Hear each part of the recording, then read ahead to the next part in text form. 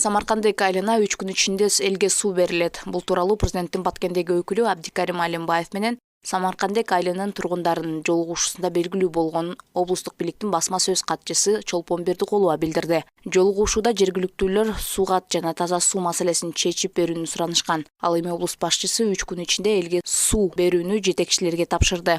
Облустук капиталдык курулуш башкармалыгынын жетекчилигинин маалыматында аталган айылдын суу көйгөйүн чечүү үчүн мамлекеттик казынанын эсебинен башталган таза суу объектиси пайдаланууга берилүүгө дээрлик даяр болгон. Айыл тургундары суу көйгөйүнөн башка мектеп, бала бакча, жол, жаңы комуштарга электр энергиясын жеткирүү боюнча суроолорун узатышты. Ыйгарым укуктуу өкүл бул күнү айыл өкмөттөгү бир катар социалдык жана ирригациялык объекттерден да кабар алды.